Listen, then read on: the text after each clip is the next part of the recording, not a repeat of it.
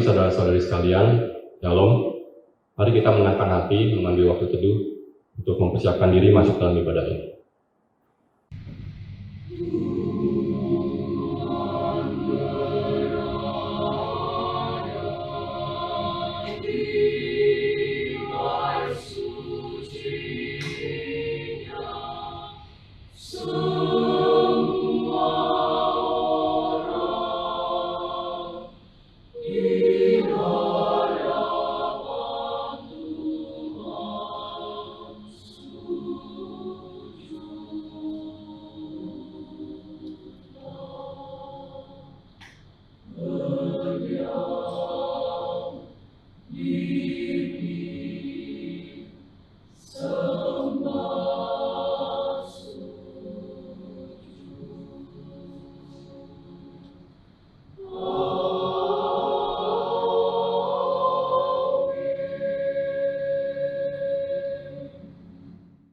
Tuhan, kami mau bersyukur atas pimpinan-Mu dalam kehidupan kami.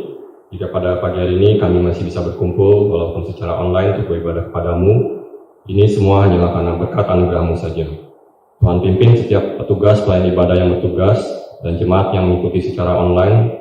Tuhan, curahkan Roh Kudus-Mu di setiap hati kami masing-masing, supaya kami siap untuk memuji dan mendengarkan firman-Mu. Tuhan, bimbing agar apa yang sudah kami persiapkan dan yang akan kami sampaikan tidak menjadi kepuasan bagi diri kami sendiri saja, melainkan ibadah kami ini dapat menjadi sesuatu yang harum untuk kemuliaan nama-Mu saja. Berkati ibadah kami dari awal, pertengahan hingga akhir, supaya sekali lagi segala sesuatu yang kami lakukan dalam ibadah ini dapat memuliakan nama-Mu saja. Dalam nama Tuhan Yesus kami berdoa dan bersyukur. Amin. Saya mengundang jemaat sekalian untuk bangkit berdiri. Ibadah kita ini bisa berlangsung karena kita percaya bahwa pertolongan kita adalah dalam nama Tuhan yang menjadikan langit dan bumi, yang kasih setianya tetap sampai selama-lamanya.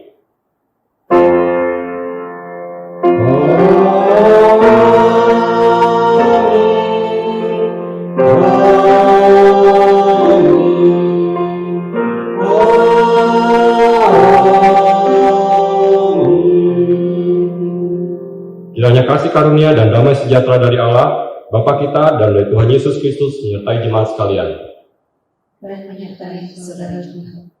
Mari kita mengagungkan nama Tuhan dari lubuk hati kita, karena kita mempunyai 10.000 macam alasan bagi kita untuk menyanyi dan memuji Dia. Bless the Lord.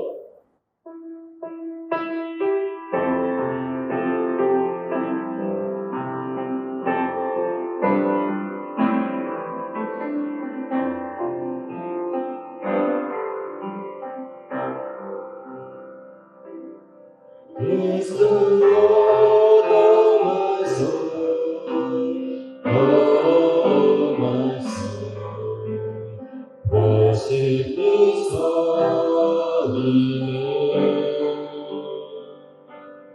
Sing like never before, oh my soul, I worship Your holy name. The sun comes up, it's a new day dawning. It's time to sing Your song again. Whatever may pass and whatever lies before me, let me be singing when the evening comes. Bless the Lord. Bless the Lord, oh my soul, oh my soul. Worship His holy name. Sing like never before, oh my soul, I worship Your holy name. You're rich in love and You're so true and good. Your name is great and Your heart is kind. For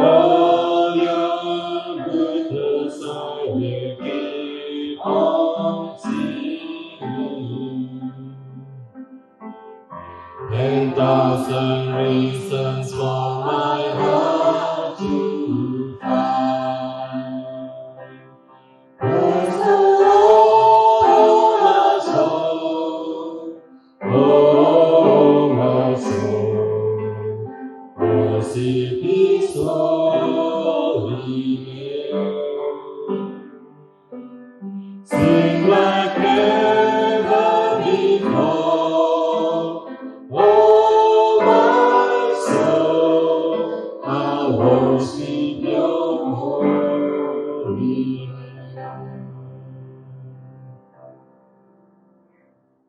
Nats pengantar kita diambil dari Mazmur pasal yang kedua ayat yang ke-11.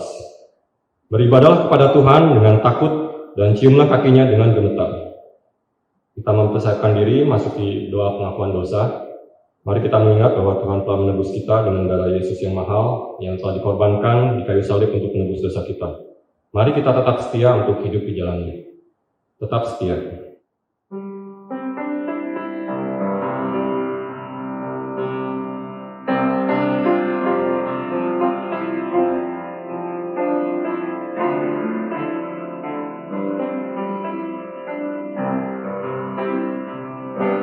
Selidiki aku, lihat hatiku, apakah ku sungguh mengasihi Yesus, Kau yang Maha Tahu dan menilai hidupku, tak ada yang tersembunyi bagimu. Aku lihat kebaikan-Mu yang tak pernah habis di hidupku. Ku berjuang sampai akhirnya, Kau dapati aku tetap setia.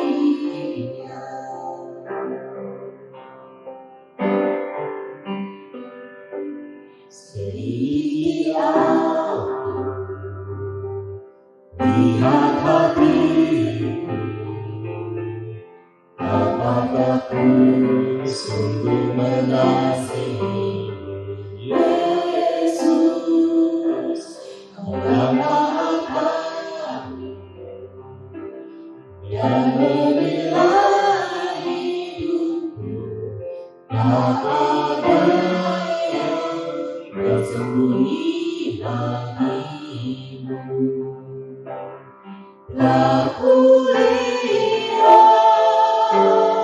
kebaikan-Mu yang tak pernah habis di hidupku. Ku berjuang sampai akhirnya, Kau dapati aku tetap setia. Ini tiba saatnya bagi kita untuk merendahkan hati untuk mengakui semua dosa dan kesalahan kita masing-masing di hadapan Tuhan. Dipersilakan untuk masing-masing jemaat mengakui dosanya masing-masing di hadapan Tuhan. Mari kita berdoa. Tuhan, terima kasih untuk pengorbanan-Mu di kayu salib untuk menembus dosa-dosa kami. Namun demikian, kami sering terjatuh dalam dosa dan menyakiti hati-Mu. Sering kami menyakiti orang-orang di sekeliling kami, baik dengan perkataan, perbuatan maupun pikiran kami. Berikan kami hikmat kebijaksanaan ya Tuhan, agar kami bisa selalu mengingat darah anak-Mu yang tiada noda dan tiada celah yang sudah dicurahkan untuk menebus dosa-dosa kami ini. Sehingga kami bisa tetap setia hidup di jalan-Mu saja. Demikianlah doa pengakuan dosa kami ini ya Tuhan, yang kami serahkan hanya di dalam nama anak-Mu yang tunggal, Tuhan Yesus Kristus. Amin. Kini dengarkanlah berita anugerah dari Tuhan yang diambil dari Ratapan 3 ayat yang ke-22 hingga ayat yang ke-23. Tak berkesudahan kasih setia Tuhan, tak habis-habisnya rahmat-Nya, selalu baru tiap pagi, besar kesetiaan-Mu. Demikianlah berita anugerah dari Tuhan. Syukur kepada Kita mempersiapkan hati kita untuk mendengarkan firman Tuhan, kita naikkan pujian Ku Mau Seperti-Mu Yesus.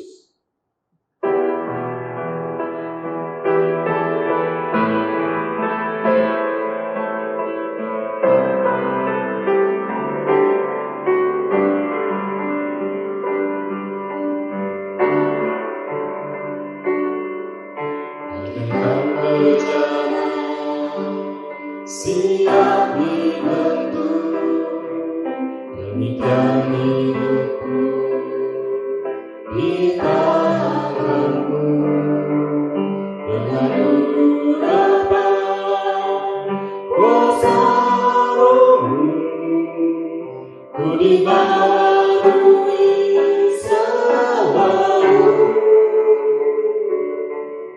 jadikan ku Allah dalam rumah-Mu, inilah hidupku di tangan-Mu, bentuklah seluruh kehendakku, tatalah sesuai rencana-Mu. Ku mau seperti-Mu, Yesus, disempurnakan selalu dalam segenap jalanku, memuliakan nama-Mu.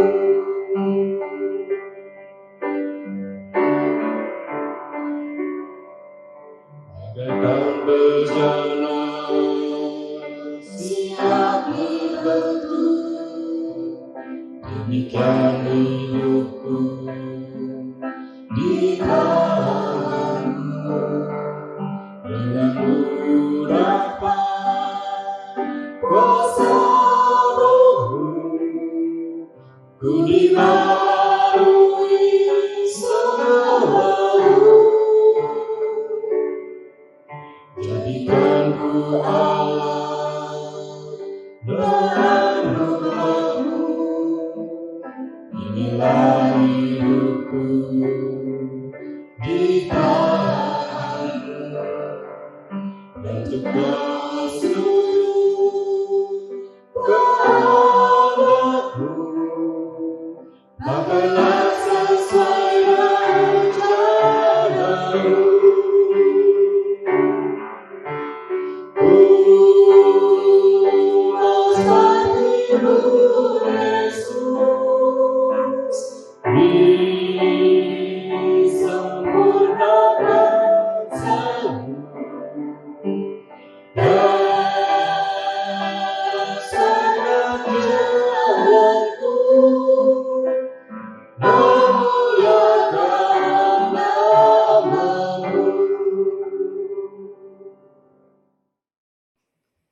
Shalom saudara sekalian, mari kita berdoa. Terima kasih Bapa untuk hari perhentian ini. Berkatilah ibadah kami. Dan sekarang kami mengundang Roh Kudus bekerja di dalam hati kami. Memberkati kami, merenungkan firman-Mu. Di dalam Yesus Tuhan kami memohon. Amin. Firman Tuhan dari kitab Ester pasal 1 ayat 19 hingga 22. Demikian firman Tuhan. Jikalau baik pada pemandangan raja, hendaklah dikeluarkan suatu titah kerajaan dari hadapan Baginda dan dituliskan di dalam undang-undang Persia dan Media, sehingga tidak dapat dicabut kembali, bahwa Westi dilarang menghadap Raja Ahasveros, dan bahwa Raja akan mengaruniakan kedudukannya sebagai ratu kepada orang lain yang lebih baik daripadanya. Bila keputusan yang diambil raja kedengaran di seluruh kerajaannya, alangkah besarnya kerajaan itu, maka semua perempuan akan memberi hormat kepada suami mereka, daripada orang besar sampai kepada orang kecil. Usulan itu dipandang baik oleh raja serta para pembesar. Jadi bertindaklah raja sesuai dengan usul memukan itu. Dikirimkanlah oleh Baginda surat-surat ke segenap daerah kerajaan. Tiap-tiap daerah menurut tulisannya dan tiap-tiap bangsa menurut bahasanya. Bunyinya, setiap laki-laki harus menjadi kepala dalam rumah tangganya dan berbicara menurut bahasa bangsanya. Demikianlah firman Tuhan. Berbahagialah setiap orang yang membaca, merenungkan dan melakukan dalam hidupnya. Haleluya.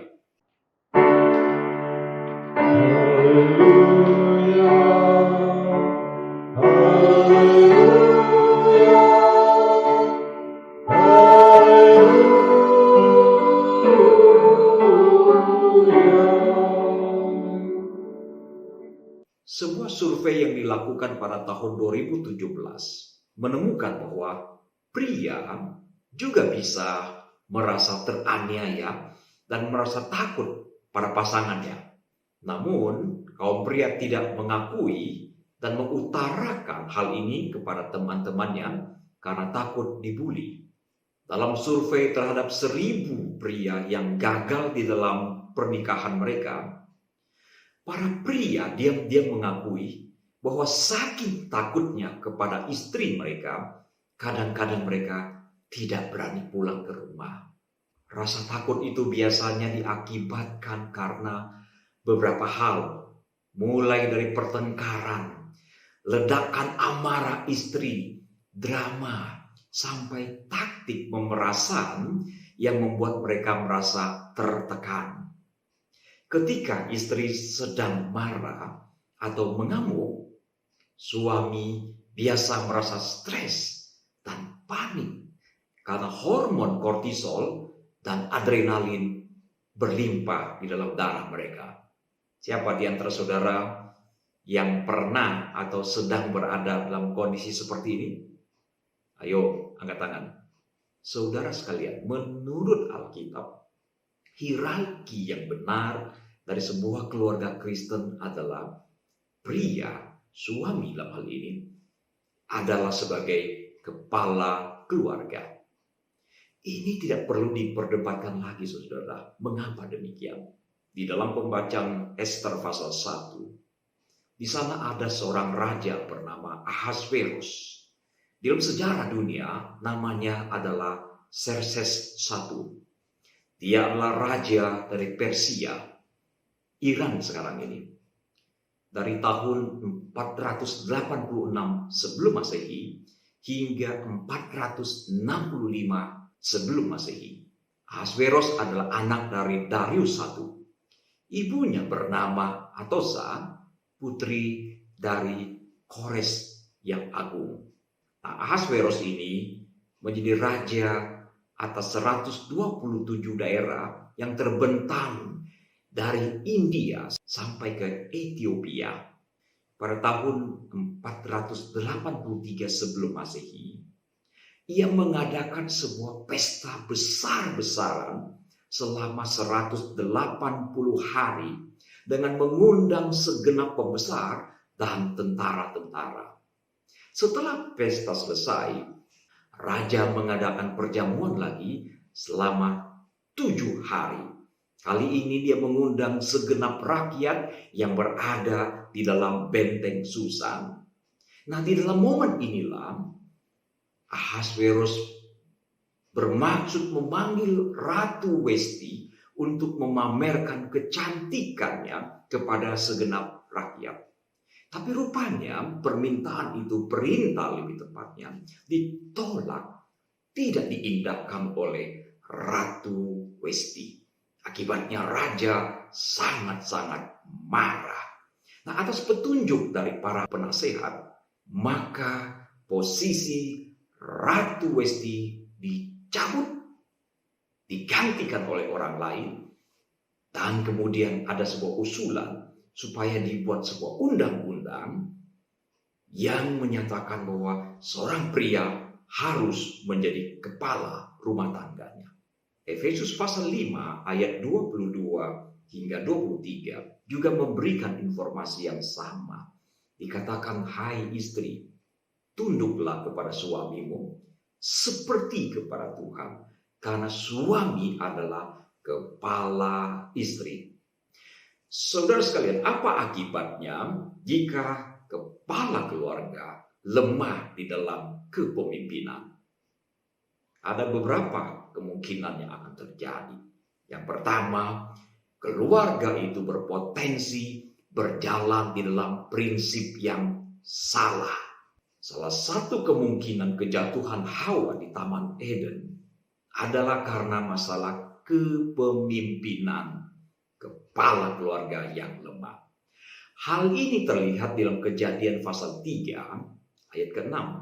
Perempuan itu melihat bahwa buah pohon itu baik untuk dimakan dan sedap kelihatannya. Lagi pula pohon itu menarik hati karena memberi pengertian.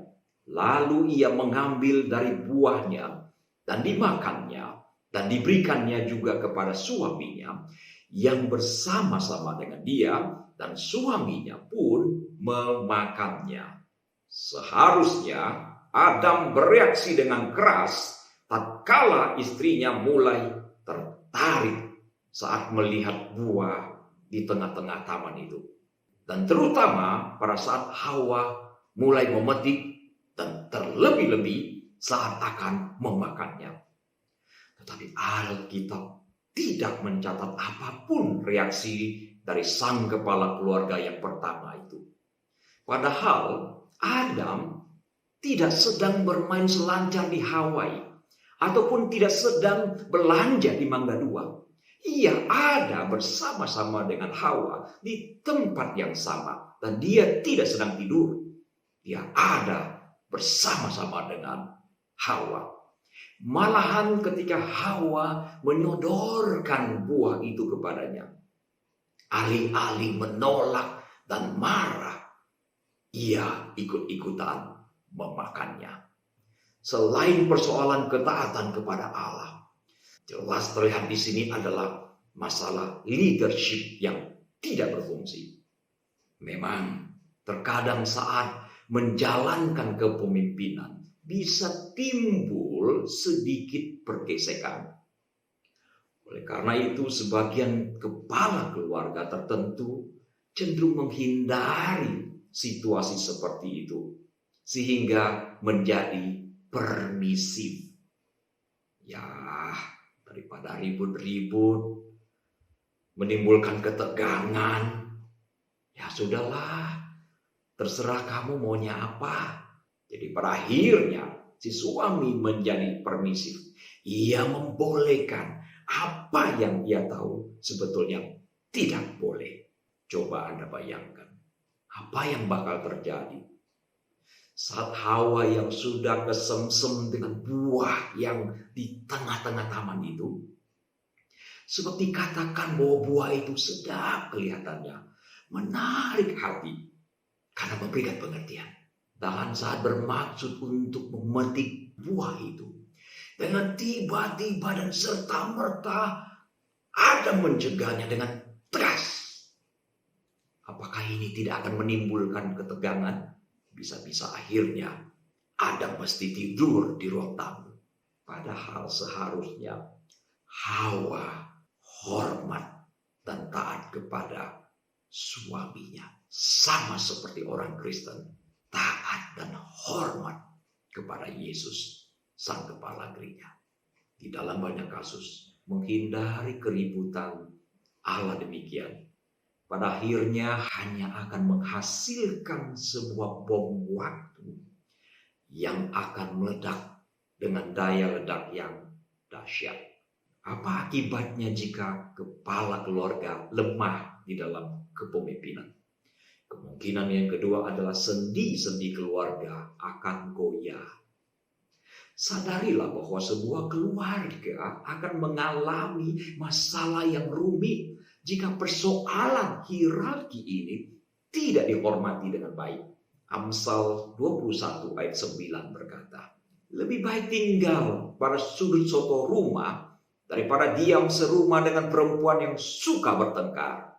Lanjut lagi di ayat ke-19, dikatakan lebih baik tinggal di padang gurun daripada tinggal dengan perempuan yang suka bertengkar dan pemarah. Daripada serumah, mendingan di sudut soto rumah sajalah daripada mendengarkan nyanyian yang sumpah. Tapi pada akhirnya si suami ini tidak tahan juga. Maka ia memutuskan untuk pergi ke padang gurun saja, supaya suara kaleng rombeng ini tidak terdengar lagi. Apakah saudara mendapati kesan yang kuat bahwa istri yang digambarkan di dalam dua ayat ini adalah seseorang yang lebih dominan daripada suaminya? Ini berbahaya bagi sebuah keluarga. Situs di asianparent.com memuat sebuah artikel berjudul "Pernikahan bisa hancur gara-gara 9 kesalahan ini." Dan ternyata kesalahan yang keenam adalah melemahkan otoritas suami, tetapi menuntut dia bertanggung jawab penuh. Ini poin ke-6. Artikel ini berkata, ini adalah sebuah paradoks.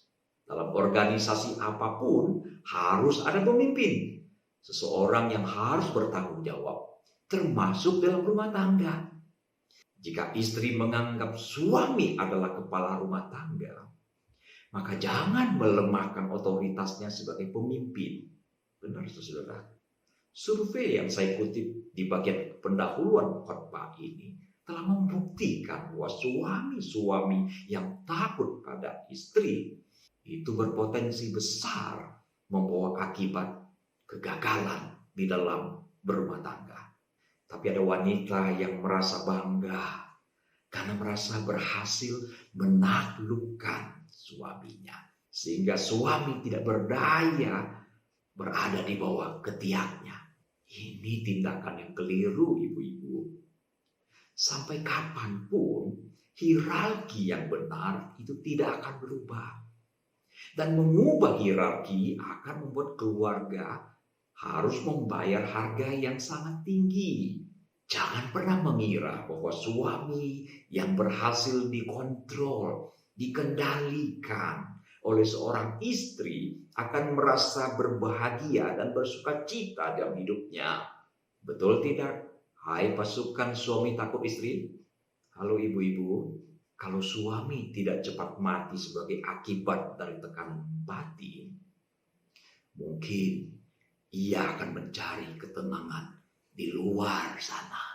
Di dalam banyak kasus, suami yang anteng di rumah itu ganas di luar.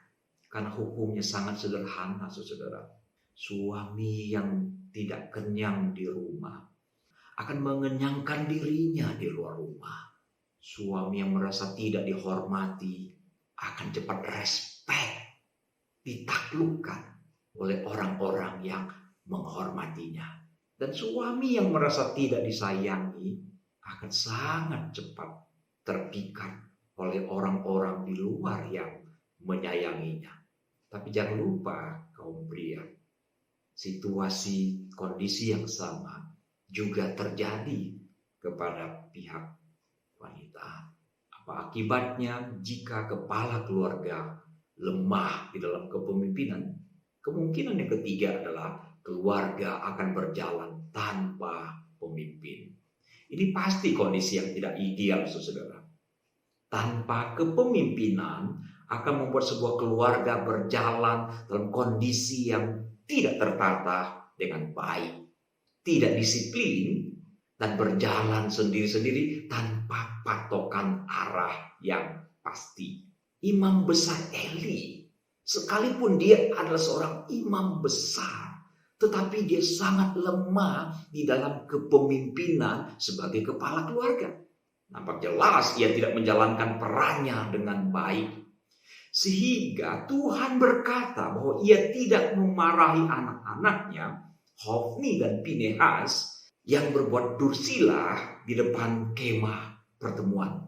Bayangkan saudara-saudara, kedua anaknya yang juga adalah imam itu mengambil daging persembahan yang harusnya dipersembahkan untuk Tuhan, merampasnya untuk kepentingannya sendiri. Dan kemudian dikatakan berbuat serong dengan banyak perempuan-perempuan di depan rumah Tuhan. Seorang abdi Allah lalu datang memberitahukan firman Tuhan kepada Imam Eli. Mengapa engkau memandang dengan loba kepada korban sembelihanku dan korban sajianku yang telah kuperintahkan? Dan mengapa engkau menghormati anak-anakku lebih daripadaku, sambil kamu menggemukkan dirimu dengan bagian yang terbaik dari setiap korban sajian umatku Israel? Tampak jelas anak-anak imam besar Eli berjalan tanpa arahan yang tegas, tanpa pemimpin yang tegas. Bahkan mereka mendapatkan contoh yang buruk dari sang ayah yang dikatakan rakus terhadap korban sembelihan yang harusnya menjadi milik Tuhan. Pantasan anak-anaknya berlaku dursila karena bapaknya pun berbuat seperti itu juga. Itulah sebabnya Hofni dan Pinehas menjadi liar. Suami adalah kepala rumah tangga. Kalau begitu, apa distintif dari kepala keluarga Kristen? Distintif artinya sesuatu yang berbeda daripada yang lain. Yang pertama adalah kepala keluarga yang mampu memimpin diri sendiri. Seorang suami adalah pemimpin dalam keluarga. Dan untuk bisa menjadi seorang pemimpin yang diikuti oleh keluarganya, maka dia harus terlebih dahulu cakap dan mampu memimpin dirinya sendiri. Yang mesti memiliki kedewasaan baik mental maupun spiritualitasnya. Ananias di dalam catatan Kisah Para Rasul adalah contoh buruk dari seorang kepala keluarga yang tidak sanggup memimpin dirinya sendiri. Hal ini jelas terlihat dari apa yang dia lakukan, yaitu melakukan kebohongan yang juga melibatkan istrinya, Safira. Ada kemungkinan pasangan suami istri ini merasa iri dengan nama baik yang diperoleh oleh Barnabas yang menjual tanahnya dan menyerahkan sepenuhnya hasil penjualan kepada para rasul. Karena itu mereka pun berinisiatif untuk menjual tanah mereka. Tetapi rupanya mereka menahan sebagian hasil penjualan, tetapi mengatakan telah menyerahkan sepenuhnya untuk pekerjaan Tuhan. Dan ini dinilai oleh Petrus sebagai tindakan membohongi Roh Kudus. Dalam sekejap Ananias mati dihukum oleh Tuhan. Beberapa jam kemudian hal yang sama terjadi kepada Safira, sang istri. Jelas di sini Ananias sebagai kepala keluarga gagal membimbing dirinya. Gagal membimbing istrinya. Dia tidak bisa menguasai dirinya dengan baik. Begitu pula dengan Raja Salomo, raja yang paling berkhidmat di awalnya, saudara. Kemudian di masa tuanya diserongkan oleh istri-istrinya sehingga ia berzina dengan banyak ilah-ilah asing yang dibawa oleh para istrinya ke dalam istana di Yerusalem. Memimpin diri sendiri memang tidak mudah, saudara. Sebab bagi banyak orang, aspek kepemimpinan diri yang paling sulit adalah menguasai diri atau otonomi diri. Ini hal yang sulit. Banyak orang mempunyai kemampuan menguasai orang lain, tapi gagal menguasai diri sendiri. Simpson begitu luar biasa, tapi dia tidak sanggup menguasai dirinya. Di dalam dunia olahraga, banyak orang tahu seorang petinju bernama Mike Tyson. Dia begitu perkasa, mengalahkan hampir semua lawannya dengan KO dan TKO dalam hitungan detik. Tapi fakta menunjukkan bahwa orang yang sama terlalu banyak melakukan sesuatu yang menunjukkan bahwa dia tidak sanggup mengontrol menguasai dirinya. Otonomi diri itu adalah sesuatu yang sangat penting, saudara. Ini adalah suatu kemampuan untuk menentukan sikap sehingga tidak mudah terprovokasi ataupun tergoda oleh sesuatu yang buruk yang berasal dari luar dirinya. Serta kemampuan untuk mengendalikan emosi diri dan suara diri yang negatif. Jadi otonomi diri itu berkaitan dengan sesuatu yang bersumber dari luar diri dan sesuatu di dalam dirinya, yaitu emosi, perasaan, dan termasuk suara-suara negatif yang seringkali mengganggu seseorang untuk melakukan sesuatu hal yang buruk. Jadi kata kunci untuk mengontrol diri adalah menguasai perasaan. Bagi orang yang mempunyai otonomi diri yang baik, ucapan seseorang, sikap seseorang, perbuatan seseorang itu tidak akan dengan serta-merta membuat orang itu goyah dan kehilangan kontrol atas dirinya. Ini sesuatu yang sulit, saudara. Dan setiap kepala keluarga mau tidak mau harus belajar mempunyai otonomi diri yang kuat. Sehingga sesuatu yang dia dapatkan dari luar itu tidak akan serta-merta membuat dia kehilangan kontrol atas dirinya. Ataupun suara yang buruk, suara negatif yang berkata-kata sesuatu di dalam dirinya itu tidak membuat dia terpancing, terprovokasi oleh suara negatif di dalam dirinya. Banyak orang terpuruk karena mengikuti suara negatif di dalam dirinya. Saudara-saudara, seorang pemimpin, seorang kepala keluarga yang tidak sanggup memimpin dirinya sendiri, mana mungkin bisa memimpin keluarganya dengan baik.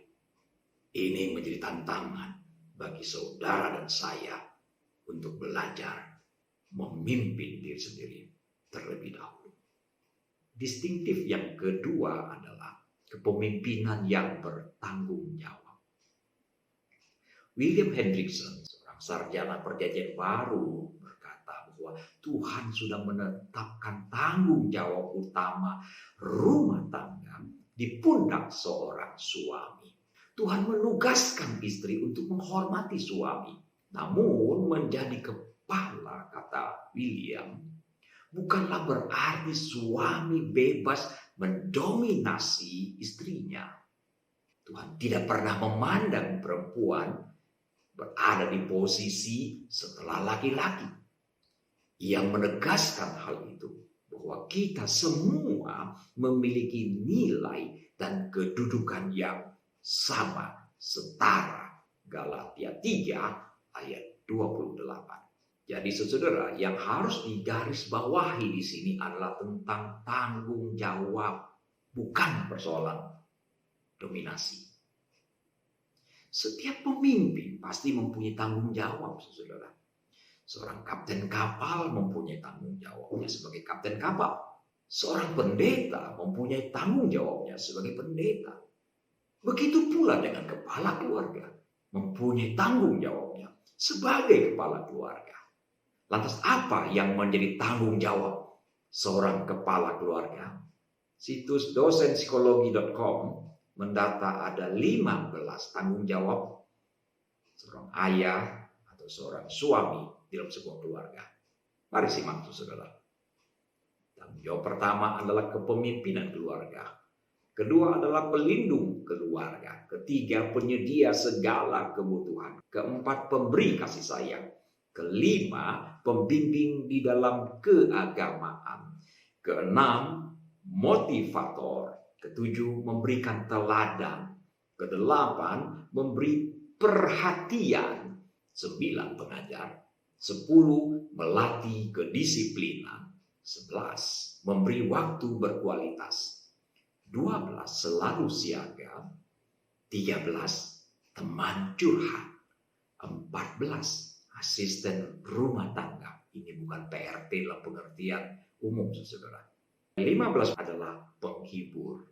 Nah, semua fungsi dan peran itu jika dilakukan bukanlah dalam rangka mendominasi, tetapi dalam rangka memenuhi kewajiban sebagai pemimpin di dalam rumah tangga.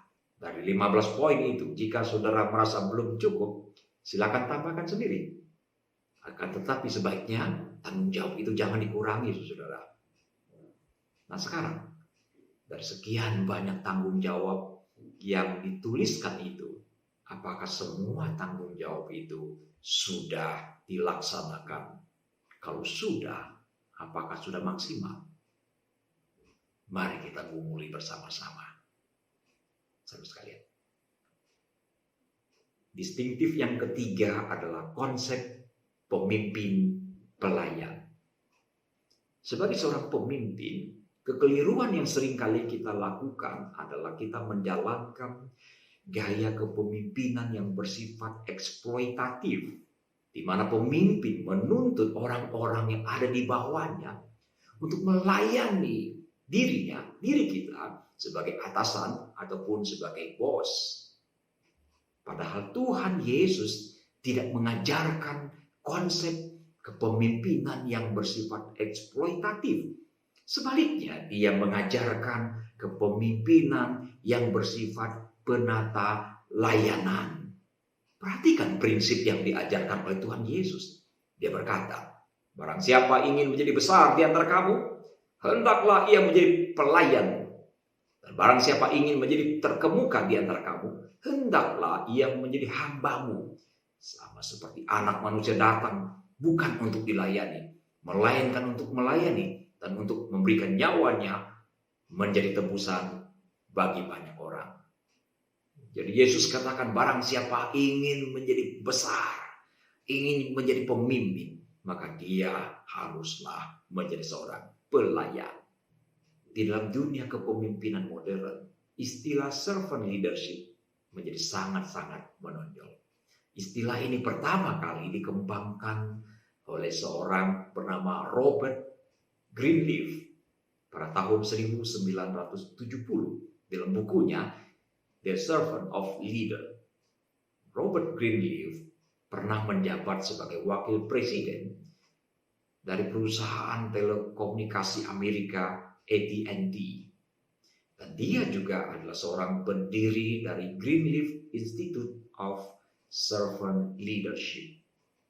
Menurut dia, servant leadership adalah suatu jenis kepemimpinan yang berasal dari perasaan tulus yang timbul di dalam hati yang berkehendak untuk melayani, yaitu untuk menjadi pihak pertama yang melayani. Pilihan yang berasal dari suara hati itu kemudian menghadirkan hasrat untuk menjadi pemimpin. Perbedaan manifestasi dalam hal melayani yang diberikan. Pertama adalah memastikan bahwa kebutuhan pihak lain dapat dipenuhi, yaitu menjadikan mereka sebagai orang-orang yang lebih dewasa, sehat, bebas, dan otonom, yang pada akhirnya dapat menjadi pemimpin yang melayani berikutnya. Jelas sebetulnya apa yang diajarkan oleh William Greenleaf ini adalah berasal dari konsep Tuhan Yesus Kristus, bukan? Sangat menarik. Saya pernah mendengarkan kesaksian orang-orang yang menghadiri seminar Haggai Institute yang diadakan di Hawaii, Amerika Serikat.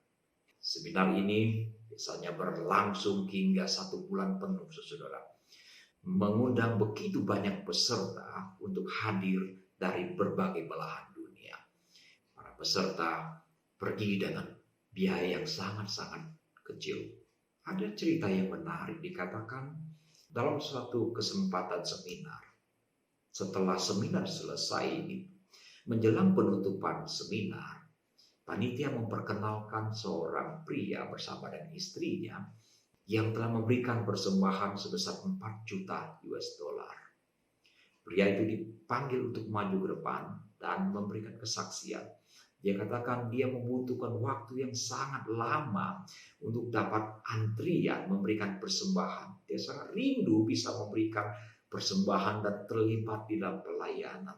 Yang menarik adalah saudara, semua peserta baru menyadari bahwa pasangan suami istri yang selama ini melayani mereka, misalnya mengangkat piring dan membersihkan ini dan itu adalah bos besar yang telah memberikan persembahan 4 juta US dollar.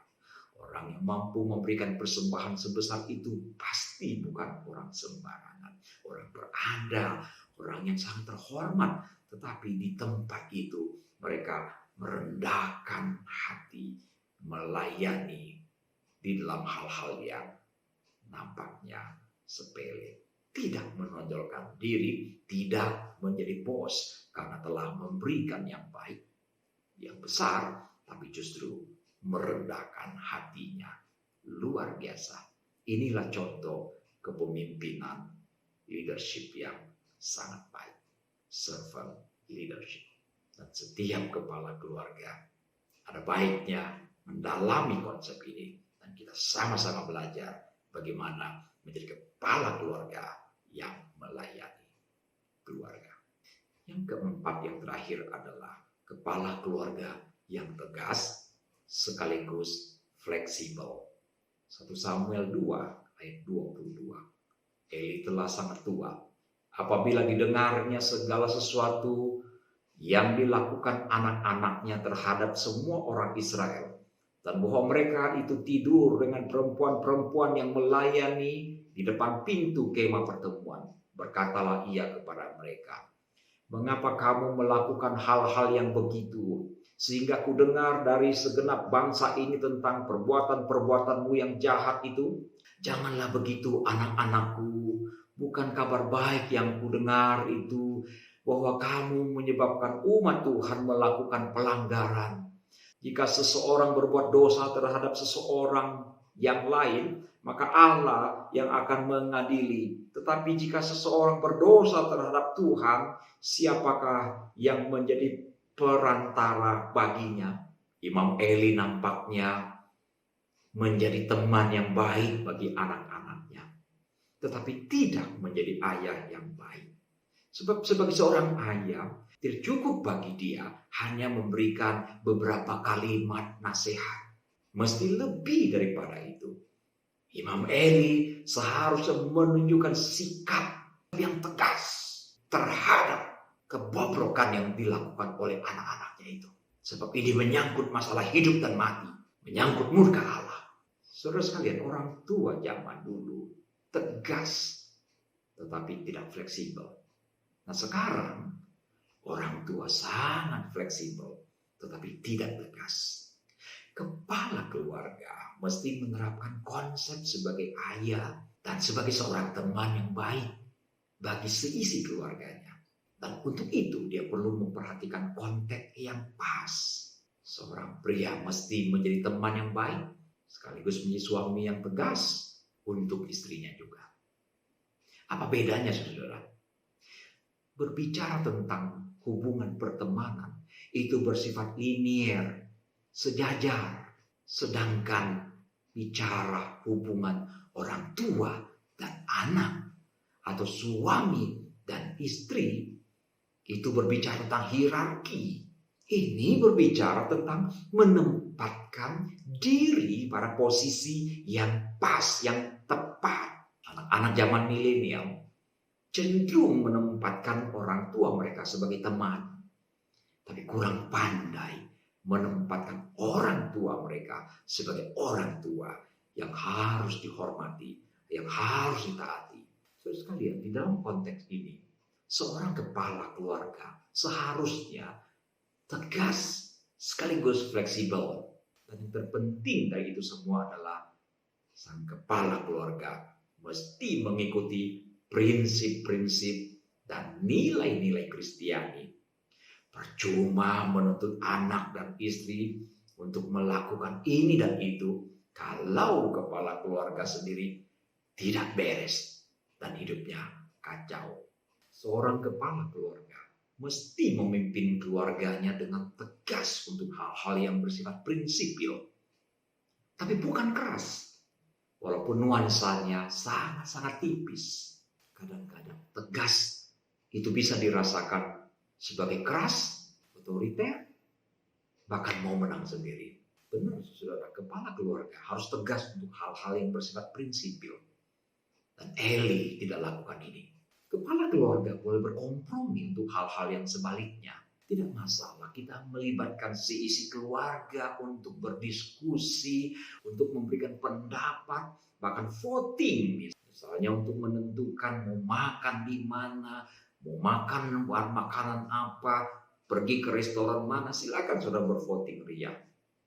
Tetapi seorang kepala keluarga tidak boleh mengajak istri dan anak-anaknya untuk menentukan sikap dan voting.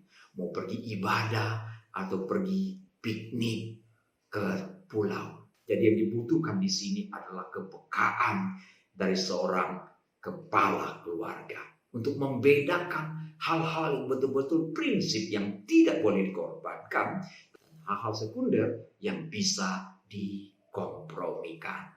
Nah, dalam konteks ini, seisi keluarga, baik istri maupun segenap anak-anak, wajib memberikan dukungan, dorongan, sehingga sang suami, sang papa dapat berperan dengan baik sebagai kepala keluarga yang lebih baik dan lebih ideal.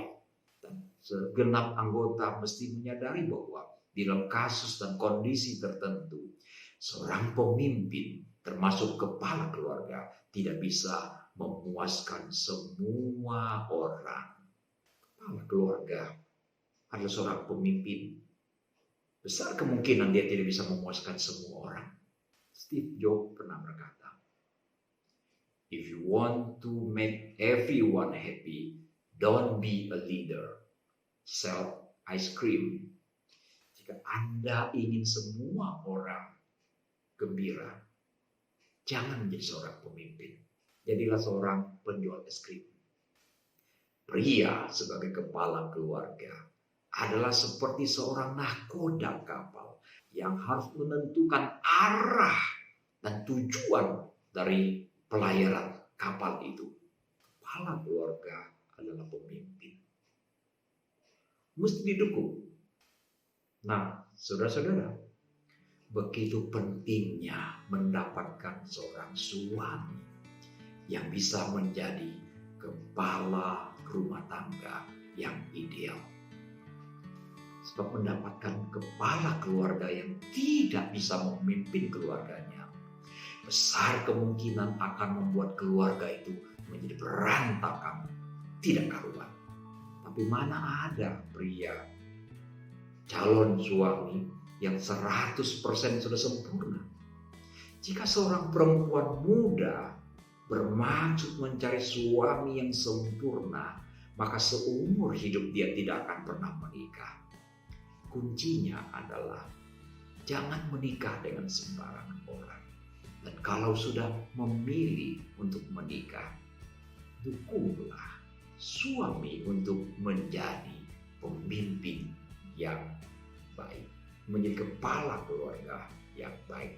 Sedangkan dari pihak pria, sang suami mesti tekun belajar untuk menjadi kepala keluarga yang diperkenan oleh Allah.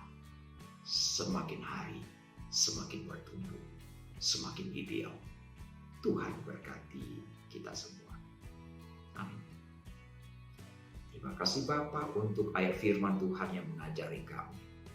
Sebagai pria, sebagai suami, ajarilah kami, tuntunlah kami menjadi kepala keluarga yang baik, yang ideal, yang lebih baik lagi tentu saja ya Bapa.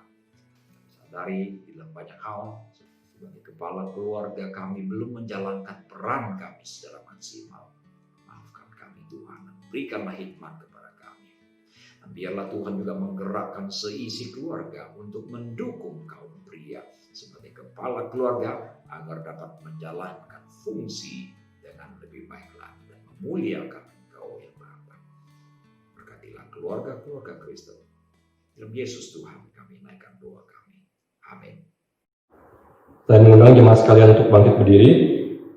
Kita akan menyatakan iman kita bersama dengan umat Allah di masa lalu, masa kini, dan masa depan seturut dengan pengakuan iman rasuli yang berbunyi demikian.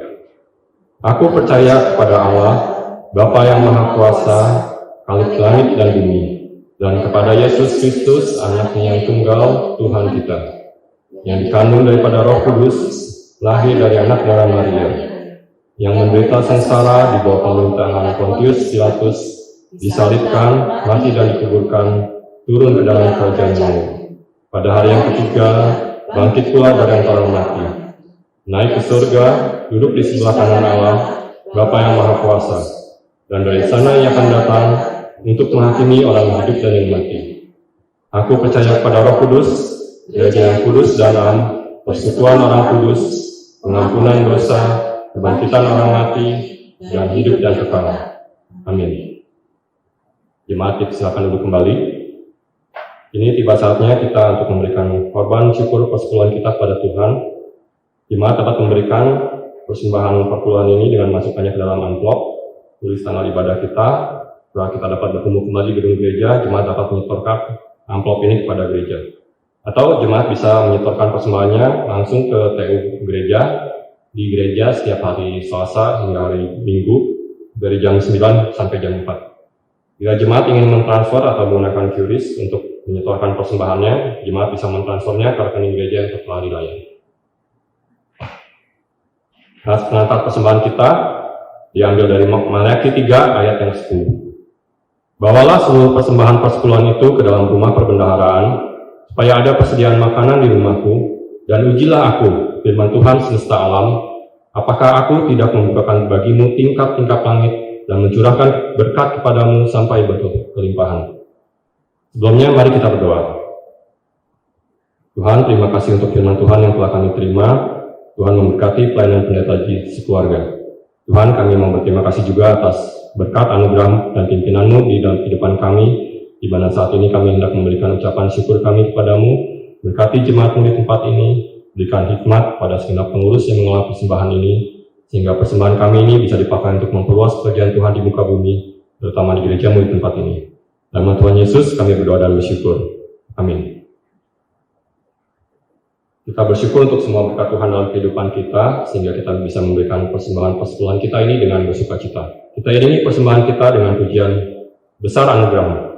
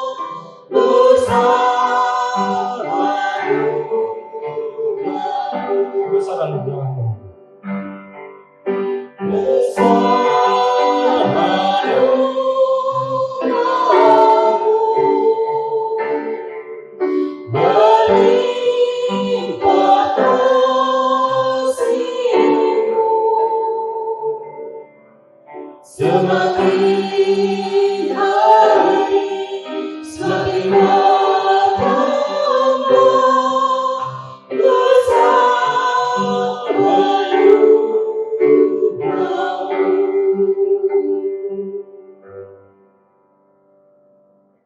Kita telah tiba di penghujung ibadah kita. Saya undang jemaat sekalian untuk bangkit berdiri. Kita akan menyampaikan doa syafaat dan menerima doa berkat yang akan dipimpin oleh Pendeta Ji Sadan Mahmudi. Mari kita naikkan doa syafaat, saudara. Bapa Surgawi, kami datang padamu kembali memohon belas kasihan Tuhan untuk begitu banyak persoalan yang sedang mendera dunia ini. Kami berdoa untuk kondisi pertikaian yang banyak terjadi belakangan ini. Beberapa negara siap-siap di dalam ketegangan untuk menghadapi peperangan. Di antaranya adalah ketegangan antara Turki dan Yunani, antara Cina dengan India, perang dagang yang belum selesai antara Amerika dan Cina, Cina dan Australia, dan masih banyak lagi persoalan krusial yang lain lagi. Kerusuhan rasial yang terjadi di Amerika. Tuhan berbelas kasihanlah. Semua ini menambah penderitaan bagi manusia. Tolong Bapa, agar pemimpin dunia dapat menahan diri dengan lebih baik lagi, lebih bijaksana. Kami berdoa untuk penyelesaian persoalan penyakit virus corona di Indonesia yang semakin hari semakin serius ini ya Bapak. Berdoa kiranya belas kasihan Tuhan turun atas negara kami ya Bapa. Berikanlah hikmat kepada pemimpin bangsa kami untuk mengendalikan rakyat yang begitu banyak. Agar masyarakat lebih disiplin lagi menjalankan protokol kesehatan yang lebih ketat lagi ya Bapa. Kami berdoa untuk gereja Tuhan di mana saja berada. Tuhan berkati satu persatu. Peliharakanlah Bapa umat-Mu, jemaat GKI Philadelphia, semua berada di bawah perlindungan-Mu, baik yang ada di Jakarta maupun yang ada di luar kota. Tuhan berkati pekerjaan, Tuhan memberkati anak-anak, Tuhan memberkati suami istri yang sedang mengalami masalah, yang sakit Tuhan sembuhkan, yang kehilangan harapan Tuhan pulihkan harapannya Bapa, yang sedang menantikan pertolongan Tuhan, berikanlah pertolongan tepat pada waktunya. Mari kita naikkan doa Bapa kami. Bapa kami yang di sorga, dikuduskanlah nama-Mu, datanglah kerajaan-Mu, jadilah kehendak-Mu di bumi seperti di sorga. Berikanlah kami pada hari ini makanan kami yang secukupnya, dan ampunilah kami akan kesalahan kami, seperti kami telah mengampuni orang yang bersalah kepada kami. Dan janganlah membawa kami ke dalam pencobaan, tetapi lepaskanlah kami daripada yang jahat, karena Engkaulah yang mempunyai kerajaan, kuasa dan kemuliaan sampai selama-lamanya. Amin. Sekarang arahkanlah hatimu kepada Tuhan. Jadilah saksi Kristus. Terpujilah Tuhan.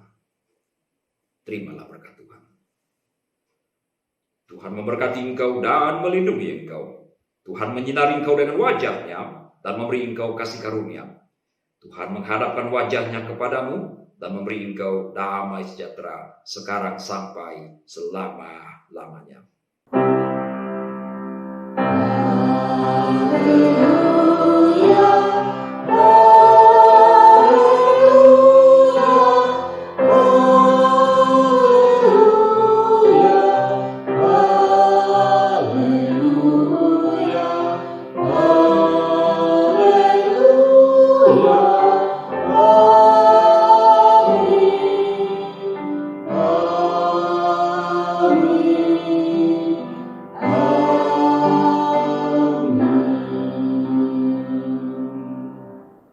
Silakan duduk kembali. Tuhan Yesus memberkati saudara sekalian.